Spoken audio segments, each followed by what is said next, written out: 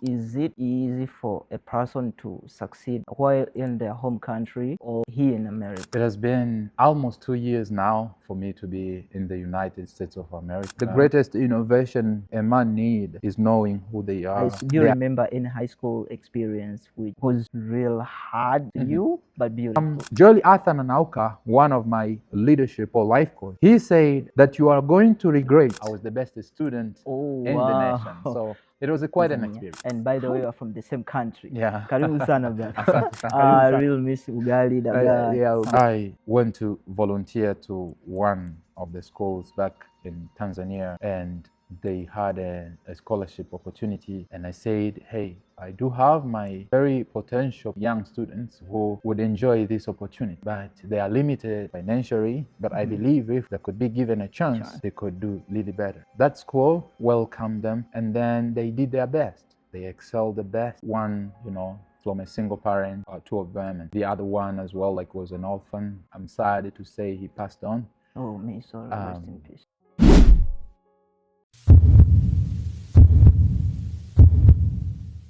Hello everyone, welcome back to the Icons podcast. This is our very special podcast where we talk about different things concerning life. We do talk to young people. We have a lot of things to share today, and I really miss you guys. It's been a while, being consistent sometimes is so hard because we have a lot of things to do. But right now we're back, and guess what? We're back forever.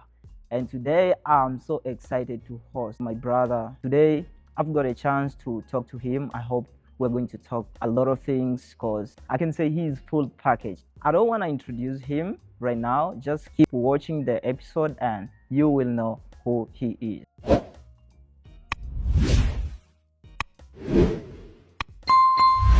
Welcome to the podcast, brother. Thank you so much. How do you feel it being here? It has been almost 2 years now for me to be in the United States of America at a very beautiful place, Alfred, New York. Yeah. I think it has been a season of growth, a season of embracing really my true identity, but also as a very good global citizen, trying always to figure out or to ask yourself, why am I here for? Why am I alive? And so trying to sort all these critical questions, it has been a season of growth, if I can put it that way. Oh yeah. You've been here for 2 years, and one fun fact, I've been with him at Alfred for about a year now, but we didn't talk before the camera. We were just talking behind the scenes, behind the camera. But today, we'll talk before the camera. And let me introduce him. He's Yohana Katani, an international student from Tanzania. And by the way, we're from the same country. Yeah. Karibu sana brother. Asante sana. Karibu sana kaka. Jisikie uko nyumbani. Oh, asante Yeah, sana. we'll not be talking English because we do have our very beautiful language, Kiswahili. Kwa hiyo tutazungumza pia cha nyumbani. Yohana Katani is a student at Alfred University and he's from Tanzania. I can call him a philanthropist as he engaged himself into different community activities and helping people, talking to kids, teaching kids. I can teach kids. I can't do that because I feel like that's a talent. Well, maybe sometimes it can be just personal, but it doesn't make you irrelevant. Sometimes kids are so, I can say, they are so strange. You may be talking to them and suddenly they may be crying. Yeah. And I don't know, what am I going to do? Or maybe they can be involved in, running into making noise crazy. Or something. But that's been quite an experience so far. Yeah, you need to develop some skills. Yeah. And he has a lot of things he's been involving, including podcast, evangelism redefined. He's been talking about Jesus Christ, redemption, and evangelism in general, and a lot of things, enlightening people. He's been doing different community activities. Actually, I can't talk that much about you, and I think some other people want to know from you, who is Yohana? Well, thank you so much. I'm an international student all the way from Tanzania, the western Tanzania called Bariadi, Simiyu. And I grew up there, but after primary education, went to Iliboru Secondary School, one of the prestigious schools in Tanzania. And that's in Arusha? That is, I have been there for all my ordinary level education, and then went to joined Mzumbe Secondary School. So that was all the way in 2019. Yeah, so Yeah.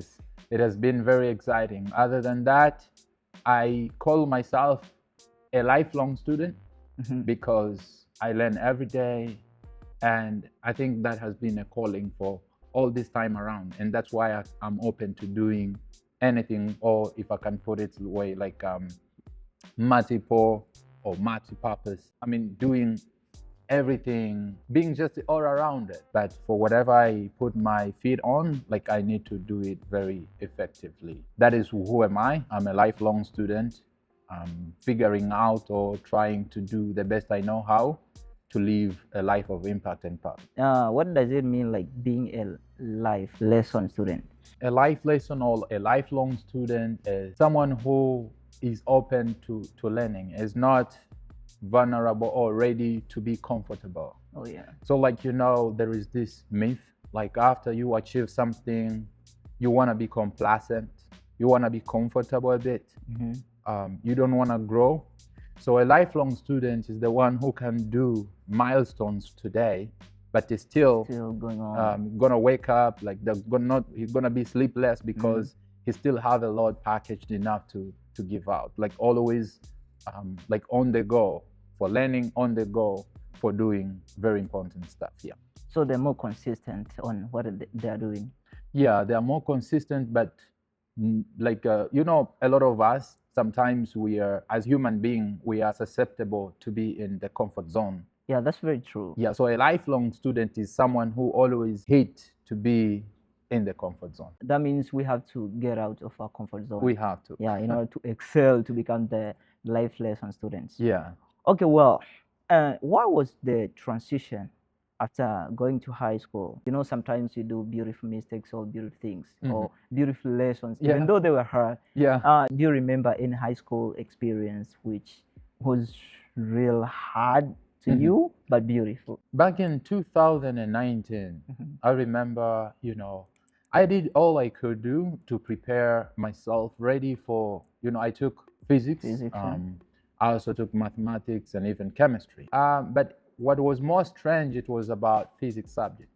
So physics subject was not only something that I really wanted. Like I love physics, I love mathematics and just, but what was strange is that I struggled a lot. I remember my subject teacher who was teaching me. I remember doing one of their very kind of regional exams.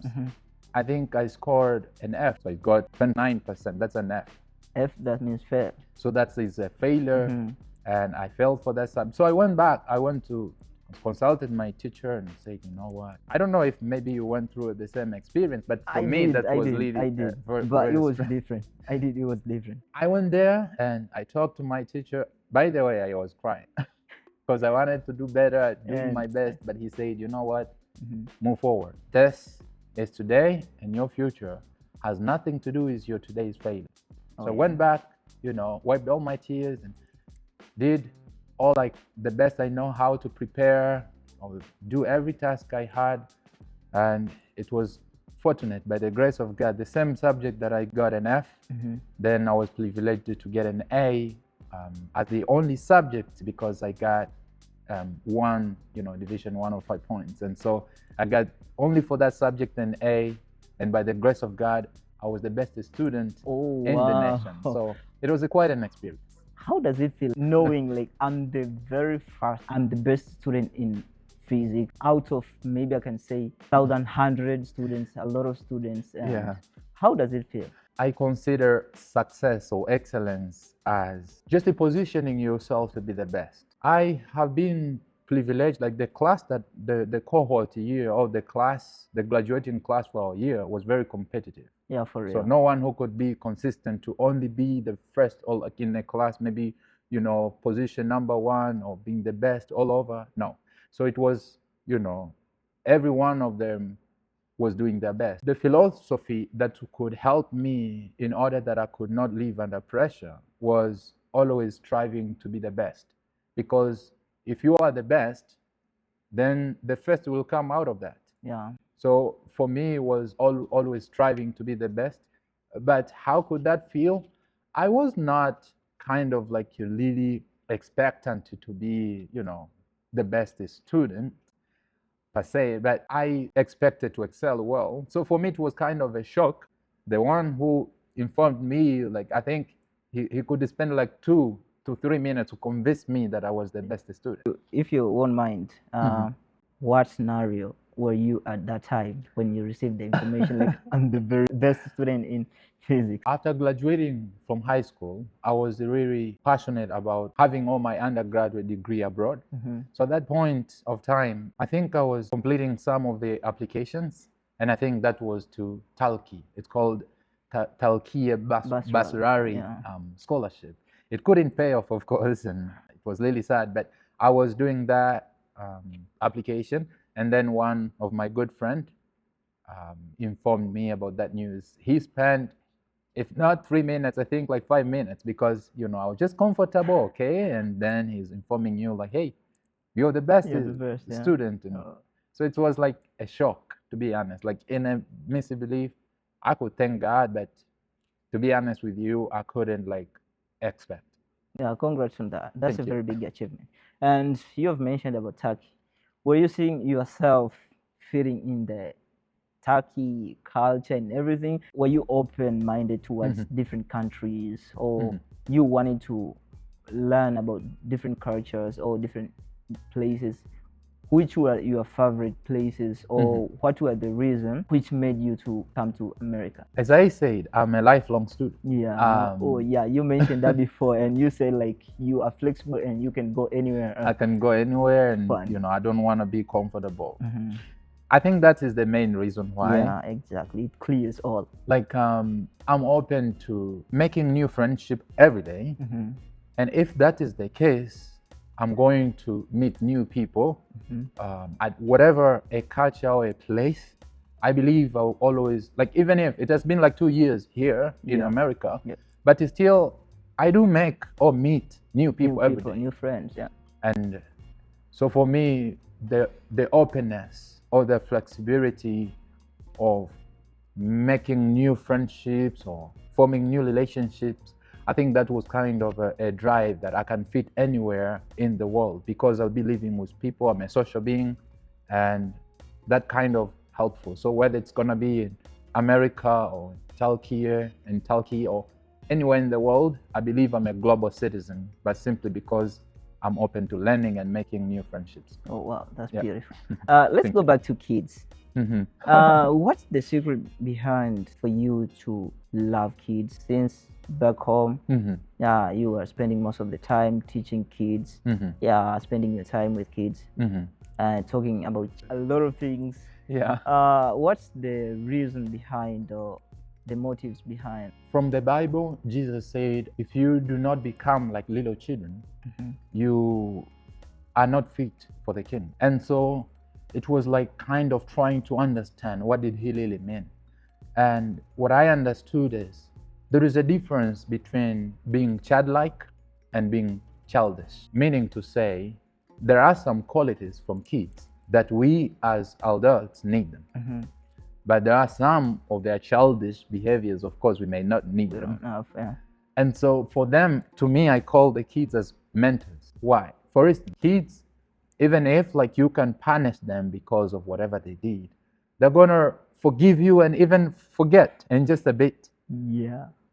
I don't know if that could be the case for adults, but I guess it could be so. It may be so hard for people to forgive you. Or, I think you have heard that Swahili saying like, nimekusamehe ila sitasahau. Yeah, so like, I think that's a lesson that we can grasp from kids. You forgive, I've forgiven you, but I'm not gonna forget. But for kids, in a sleep of a second, and then, he or she becomes your friend at all. So all these lessons made me, they are also humble. They are very appreciative. They are always happy. They don't stress out of things. But more important, being humble, make them like very flexible, even if you are nurturing them. I love building, human capital, in a sense of believing that if I'll be able to nurture or to help someone become what they were called or they were created to live for. Mhm. So starting from when they're developing in their behaviors or their potential and everything. So spending time with kids has always made me feel like I can do it, because every time you're exercising your leadership potential before kids, they are paying attention, they are enjoying, you are able to win their attention, and they behave as much as long as you are showing them love. So I think the motivation is what has been driving me even to fall in love with them. Oh, well. Until this point, what are the decisions, it may Mhm. be one or more, Mhm. you have made so far, which you are so proud of? Spending time with kids, I would say, sometimes it kind of made me emotional. Oh, yeah, Yeah, it's okay to cry. yeah. So I remember I went to volunteer to one of the schools back in Tanzania, and they had a scholarship opportunity. And I said, hey, I do have my very potential students, young students, who would enjoy this opportunity, but they are limited financially. But I Mhm. believe if they could be given a chance, Chance. they could do really better. That school welcomed them, and then they did their best. They excelled the best. It was kind of, seeing someone who really was struggling, and by you just, volunteering and then being given the opportunity, and these kids are now enjoying, they're doing their best in school, that they're So motivated. the school gave you an opportunity to welcome two students to join through the scholarship program. Yeah, so there are actually 3 students in total, but 2 are the one who came first. Oh, yeah. But yeah, so these people, one, from a single parent, 2 of them, and the other one as well, like, was an orphan, but I'm sad to say he passed on. Oh, me, sorry. Rest in peace. Yeah, sorry about that, but they were doing really the best. They're doing, even now, they're doing the best. So seeing them from struggle to having a well-nurtured environment was really, an experience. But one thing that I can't forget is the story of one kid who happened also to live with only his father. He was struggling a lot financially, accommodation, as far as academics is concerned. I heard about him, and his story really moved me, and I wanted to help him out. But when I went to visit him, I was informed like he was involved in a car accident. So he broke his feet and his scapula, shoulder, multiple times. And so visiting him and being there, just being available, praying for him, of course, he was really motivated, was really inspired by knowing and the consciousness that he was not alone. Other people were involved in that situation. It was very promising. And then after just a short period of time, I think it was 6 months, if so, by the grace of God, he recovered. Everything went as it was. And then he went back to school. And even though he stayed away from school for a good amount of time, when he went back to school, he was ranked the second in the class. So Oh, it wow. kind of, it has just taught me, like, for kids, they have a lot of potential. One thing that really give me a drive, even why I always want to embrace and support them, is the potential that lies in the kids. So people, especially, or kids who are from vulnerable or limiting environment, will always be motivated or will always be prepared to do their best, because the challenges are the one what makes someone, a better version of themselves. So these challenges, and knowing a lot of the kids that I started supporting with, whether it's going to be orphan kids or just anyone, were from limiting or very difficult environment. So I love to support them and to respect them, to know that their future is very bright. Yeah. And because of that, I am privileged just to love on them. It's quite an experience by seeing them every day. They're making a progress and they are advancing all around. Oh, well. I hope you're really enjoying the talks, the convo. We're having a lot of things. I'm enjoying it too. I'm learning, because we know the Icons podcast, we say we live while learning. Yeah, we are the life lesson student actually. Okay, let's talk about your American journey. I can say the relocating from Tanzania to United States of America. What were the very first experience? I don't know, I can put it as the strangest or the weirdest experience which were so hard for you to adapt. In Swahili, there's I think it's with an idiom or proverb that goes kuku mgeni Hakosi kama mguu. hakosi kamba Oh, mgoni, yeah. which translates to a chicken or a bird when it's introduced to a new environment, it's going to have a mark. The culture shock, the environment shock, and just the experience of trying to switch or to fit in. Or you wanted to fit in exactly the time you arrived here. Yeah, so like I didn't want to wait. I wanted to be in the to be in the flow, and it was just hard when you are trying to switch and which is Oh like my God. impossible if I can put it that way. Yeah. Yeah, to be exactly the same same, culture, the yeah. same everything right off the bat after you get into a right, new environment. I think that was it. Yeah. Yeah, that's very hard. It's so hard for, like, you want to try to fit in exactly this within a very short time. Yeah, I tried that too, but it didn't work. So I chose to stay humble. I really need to know, maybe the icons, I guess so. They really need to know to know the root of you. Like, okay, I want to go to America. I have to do, if you are comfortable to share, like, I have to do this and this and this. How did you know, like, I can relocate or I can move from Tanzania, the motherland, nyumbani, the home, to another country through education? Yeah, what was the procedures or the aspirations and motivation behind which made you to be that kind of person? Because I don't believe if every person maybe from high school was thinking like that, where you are thinking. What I always say is every vision has a reference. Like if you go in a mirror, what you see is a reflection of yourself. It was very common at Iribolo Secondary School to hear that someone is going abroad, someone has secured maybe in international schools. That environment is the one which made me to know that it is possible, that even if I came from whatever kind of an environment, I can go wherever I want, I can study whatever I want, and I can be whoever I want to be. So you didn't let your background limit you in anyhow? Yeah, sure. And do you think the coming to America has brought any changes to you? Like, if you're back home in Tanzania, were you the same as you are right now, or you would have been different? I think that's a very tricky but a very good question. Yeah. When you are in a new culture, and as long as you are saying like you're going to learn new experiences and make new relationships, the interactions between the people that surround you is the one that is going to, they're going to add or either to subtract on you. So you are either going to relearn new stuff, you're going to learn, or you're going to unlearn some of stuff. It's kind of a cycle of three. You are unlearning, learning, and relearning.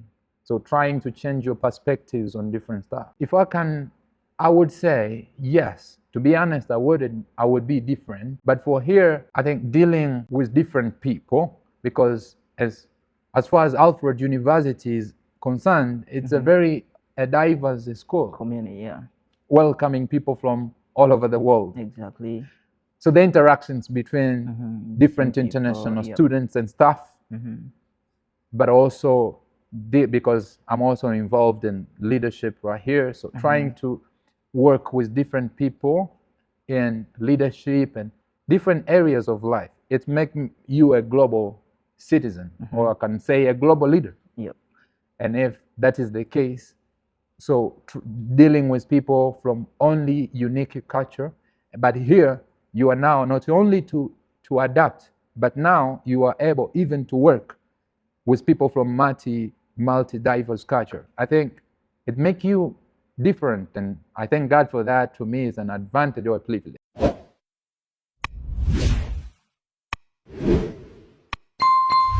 Let's go back to social life. Mm-hmm. I really wanted to know, Mm-hmm. you are a very good spiritual person, I can say. And do you think, because I don't know if I can call it a stereotype. Oh. Do you think like most of people do believe that excelling in social life Mhm. will hinder you or will block you from excelling in spiritual life? Is there any connection in spiritual life and social life? I think that's a very good question. As human beings, we are spiritual. By nature, we By are nature, yeah. spiritual. And there has been records in sociology and even sociology, philosophy, and psychology that we are trying over the years, trying to see whether I mean just stressing on the practicing of religion or just being spiritual at large. There is a book by Gary Chapman. It is called The Things I Wished I Know Before I Got Married. In that book, he says men are inexcusable religious. So everyone is going to be religious. But for me, I'm not so much into religion as just a culture or a tradition of things. I'm going to speak about the spiritual aspect of us. We as human beings are spiritual by nature. We have the spirit, we have the body, and the soul. So because we are spiritually, you can't be whole if you are only nurturing your soul and then you're not protecting your body. Or you are only protecting your body but forgetting your spiritual. So I would say there you cannot disconnect the social life and the spiritual, because I think when you are spiritual, um, you are spiritually rooted, putting your faith in God. For me, I'm a believer in Christ Jesus. Mm-hmm. And so you are having a very close relationship with your Father. You're going to have a peace of mind. You're going to have constant joy. And people may say, like, why are you always happy? Or what makes you joyful? I think is the relationship or the fellowship between a man and God that help you. And because if you have a peace of mind, that means because you can't give what you don't have. If you don't have peace, if you don't have joy, how could you be able to treat others well? So I think this helped me even to be open to greeting everybody, saying hi to everybody, making new friendship, and treating everyone nice, because I already have the joy and the peace, which actually is from God, if I can put it that way. Oh, let's switch or let's go back to I wanna icons. I wanna ask you the diplomatic question. Yeah, I don't know if you're into those things, diplomacy and stuff, because you have mentioned about leadership. I hope so. What are the things in terms of leadership you have learned from America and you wish they could have been practiced in our country? Or like the system, the country system, the Tanzanian system, when you compare it with the American system, is there anything we can add or they can learn from us? Yeah, that's it. I really wish you can comment anything about that. I would say the nature of leadership here in America is kind of more into majority based, like everyone's voice is heard, which as far as we are, even in my country, United Republic of Tanzania, practices or is rooted in democracy system or form of government. There sometimes you may not see sometimes you may not see how everyone's voice is heard. But if I can compare between the Americans and the people there, like for here, the majority of the public, if they have something or like there is much attention from either the leadership aspect or the government. Is it easy for a person to succeed while in their home country or here in America? I think it is technically what you really want to do. I believe it is not the environment that makes someone who they are, but actually the identity. So depending, for instance, I love leadership. I love, as you mentioned about sharing with people or advocating for divine truth, the gospel, but also philanthropy or charity, and just, other social life is involved. I believe you can be whoever you are anywhere in the world. If you are envisioning yourself to be a business person. You are not limited. If you're in Tanzania, you can realize your dream whether you are here in America or you are back there in Tanzania. I wouldn't say being there could limit me from becoming who I did want to be. By the way, I really love my country, so one day, yes, I'm gonna go back. Let's take it to that point. There is, like, I really wish to do things, and I can call it procrastination. I may be wishing to do things, but I be just chilling, like, no pressure, No nothing. pressure. Like, I'll do it. A bit comfortable. Yeah, I'm so comfortable, and I will just do it later. There is illusion. Like illusion, yeah, illusion means having the pictures or living to the environment or situation which is not real. Like you believe on something or you picture about something which is not real. Yeah. I do think that's the problem to most of young people. You mentioned about procrastination. Yeah. You know, when you are comfortable about stuff, or you don't see yourself the really you, because sometimes we are not realistic. Sometimes we may call ourselves like, oh, anyways, I'm still young. I'm just a student. Let me graduate and then I'm gonna figure it out. I think procrastination comes from the failure to know who we are. Illusion comes after failing to know who we are. And as long as you don't know who you are going to skip or to avoid, to be passive from your responsibilities. But if you know, imagine if you could know that I'm a father now in the house, I need to provide. There is no way you are going to be passive. No way. Because you know who you are. Yeah, what about I'll just do it? I have time. Like, I have time, or like a hope of that you still have time. I think life is very fast. We needed to know that and to learn it quick. Like we have to learn as much quick as possible, because failure to do that, you are going to regret. Jolie Arthur Nanauka, one of my leadership or life coach mentors, he said that you are going to regret from not the thing that you tried to do, but you are regretting from the things that you wished you could do, but you never dared to give a try. When you are always procrastinating, you are comforting yourself that I still can do it, I still have got time. And if you keep doing that, time will be ticking, time will be going, and you're also growing. So you can fail even to realize your potential. So I think the illusion comes when we imagine, like if I'm a student, I love to do podcasting, and I say, wait, maybe after I graduate, I'll give this a try. Or maybe you have scheduled to do something and you say, okay, I'm just gonna do it later.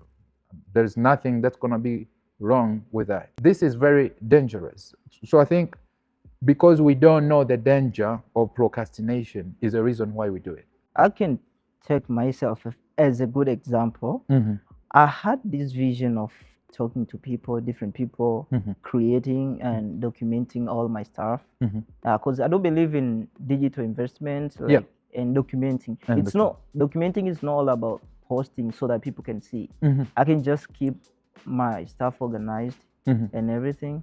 And I had this vision like more than 5 years ago. But I was just waiting, like maybe I'll start when I have an iPhone.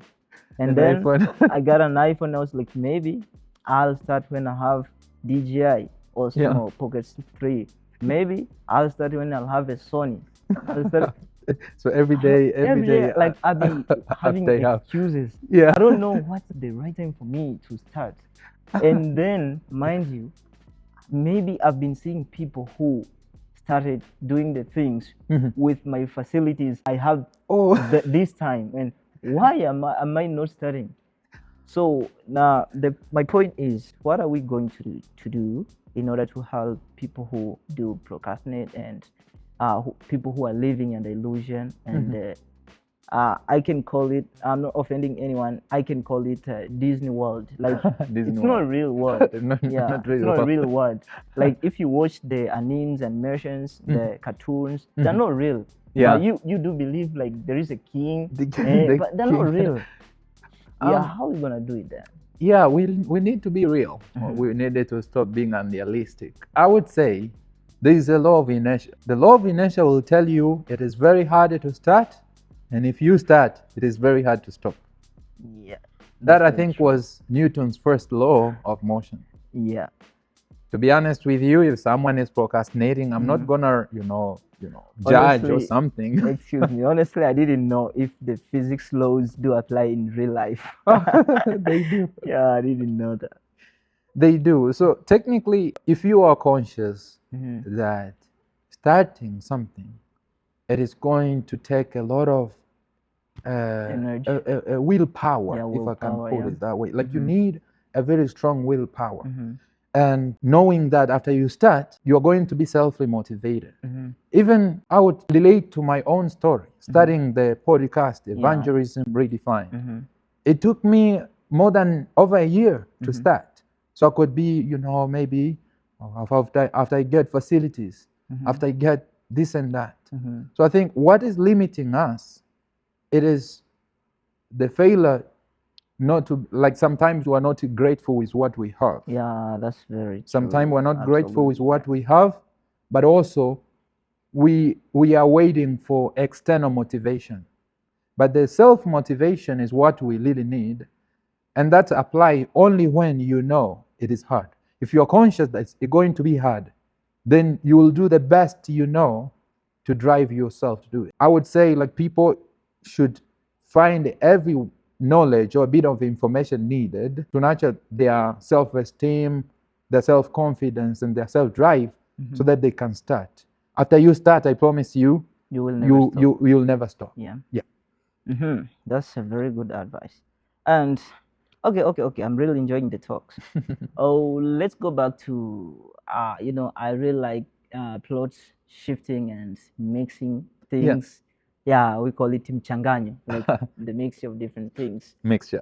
Let's go back to I really wanted to know from your experience and stuff. My podcast is mostly focused to young people. Yeah. And most of young people, we do struggle about relationship stuff and how we don't know how to relate properly or well with different people. Yeah, I'm talking, we have different types of relationship, maybe social relationship, family. Do you have any experience or insights from that point which you can share with people? Yes. I mean, as long as you are a human being, you are going to live with people and relationships are going to be developed.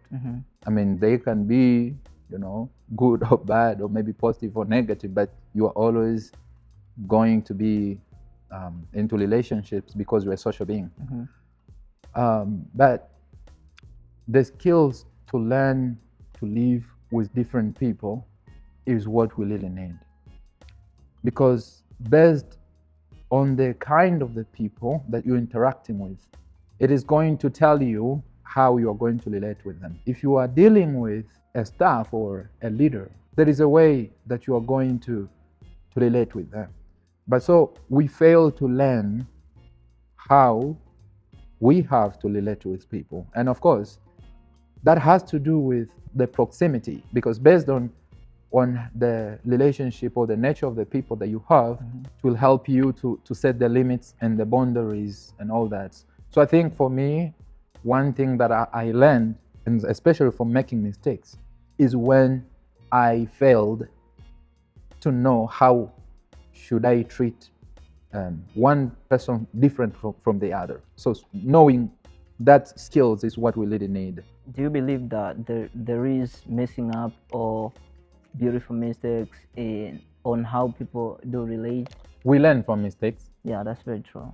We all learn from mistakes. But sometimes I be thinking about maybe that learning from mistakes like influences us to do mistakes. No, not really. I would say if you are authentic to yourself and knowing your limitations as a human being, you are actually going to, you're not perfect.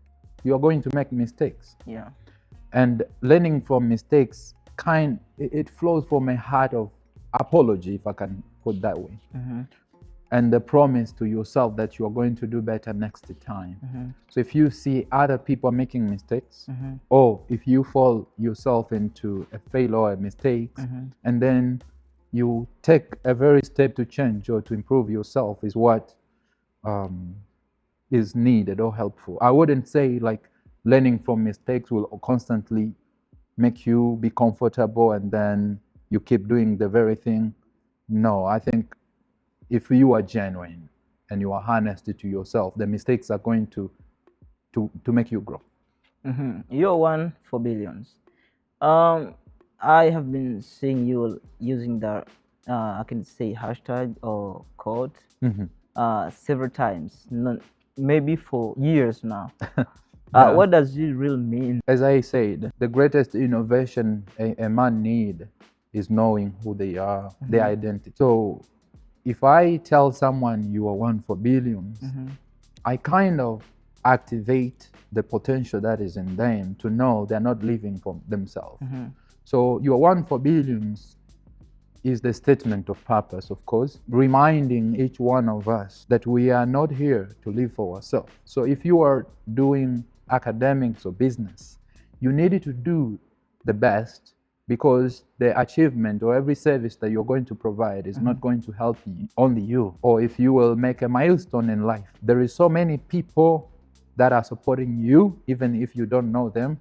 But there's so many people as well who need your help. Some people may not go to school if you want to pay for their school fees. Some people, they're not gonna get the opportunities if you're not going to advocate for them. And so this kind of give me a motivation. If I know that I'm one for billions and you're one for billions, of course, it's kind of a motivation to never give up. And if I'm not gonna give up, then if I invest my time, my energy, and every skill I have to do something, I need to do the best, because I know everything I have is not for myself, it's for a lot of people and generations. Yeah, we're almost winding up. But before winding up, I wanted to make you switch. Like, let's talk about the career development and professional. Most of the icons may be asking themselves, who are you? Who is Yohana? Like, what are you going for at Alfred University? Yeah. And what are your future plans? Because most of the people have been seeing you at other points of view, but you are not like in a professional based. Yeah. Let's start about your majors, or maybe your plans, the things, and what you want to do. Maybe in the future. And also about, let's talk about the things you considered the most while choosing the career. Okay. Yeah, Nice. because I know most of people do mess up when it comes to choose the career or the professional for their life. I would say, yeah, that's a very good question. I have lived with people who want to, do different areas or fields of study. Some are really liking it, but some, it is sad that they're regretting why they spend all that time to study. I would say, if we know the nature, people are different. People are different. We do differ. And we do differ in aspirations, but also even in potentiality of what we can do in life. And I believe there are like three groups of people. One group is the one who kind of see and do, like they are very gifted in attention, very attentive. And then when they see something, they are either going to replicate the same thing, or if they receive an instruction, they're the best to execute it. And the second group are the people who are gifted with creativity. Like for them, bring the problem, and then they are going to find out, or to make, either it's going to be decision or whatever that could be, to come up with a solution. And there's the third group of people who is kind of hybrid. So they are creative, but also they can receive instructions and to do them. So after you know the nature of the person you are, is what will determine even the area of study. It can apply to other areas of life, but for the area of study, let's say for someone who is an engineer student, someone who will have to innovate, if you are only going to give them instruction, okay, I'm telling you this, and then do that, just giving, receiving output and, garbage in, garbage out is not going to work. You're either going to tell them you are so prideful because Yeah. you don't behave or you don't obey. So for some people, based on who you are, maybe, let's say, if someone is a graphic designing, graphic designing is the thing that needs someone to learn. Yeah. After you learn, and then you come up, apply. But of course, it has to do with seeing and then applying. Of course, you can apply the creativity to design, but it's kind of a hybrid. But those ones who, let's say, maybe someone who's gonna do secretarial work, so they're just going quick to receive instructions and do them. So what was or is the criterion that one should use to decide, either for himself, herself, or maybe for the people, close friend? We need to know who we are and the category among these three. Yeah, I think that could be the drive. You asked it about majors as well? Yeah, about your professional, your career. Yeah, so for me, I'm here, computer science as my main program. But as I said, I'm a lifelong student. Yeah. I'm sorry to keep, mentioning it over and over again. It's okay. It's just because I love learning different, stuff. Computer science is something that I really envision myself to do business with. I'm more in a commercial aspect of using computer science as a capital or a tool to live who am I. So for here, I'm majoring computer science, but you may consider other. I can consider other fields of study, and I love physics, I love mathematics, I love leadership and philosophy. Sometimes I do take classes, which is actually has nothing to do with my major. Like sometimes I take music lessons or whatever classes. I may not take a major for it, but it just is something that I take it because I need the skill for it. Yeah. Oh yeah. Okay. What are the things you really miss so bad from Tanzania? Food. Food. Oh. I really miss ugali, dagaa, yeah, ugali. Nimemiss vitu vingi actually. I think food, food, but also I would say food. How but about lifestyle? Food and the lifestyle, but that is from the casual aspect. But in a more very personal way, what I really miss is my family, of course. Family, There's a difference, always a difference. Even though I'm close with them, like I do interact, talk to them virtually, like often. There is a difference. I think you can relate to that. Yeah, I can feel you, man. Yeah. It's real hard. Yeah. Anything maybe you want to share with the icons before we close the episode? I would say, speaking about, as a part of this podcast, you spoke about procrastination, which has to do with living in illusions. Yeah. You are waiting and until next time I can do it. Waiting until you are perfectly fit in order you can start. I think we needed to pray and that God will help us and give us the drive, but also learn to step out of that comfort zone. I think that's just a comfort zone. And if really you are envisioning yourself to be a great person, or you want to achieve the best in life, the best prophecy for the future is the today's preparation. So I would say we needed to start to do, starting from where we are, starting with what we have, and then because the law of inertia applies, after you start doing it, you are never going to stop. Oh, thank you very much. And thank you, Icons, for remaining from the very good start until now. I hope you have learned a lot of things from Yohana. And yeah, I've enjoyed, because talking to my brother, I've been knowing him for so long time. And he has got a lot. I'll share his social media so that you can learn the different teachings, lessons about life. As you have heard, he's the life lesson student. Thank you so much for showing up to my podcast. I really appreciate your appearance, and I'm also honored to host you.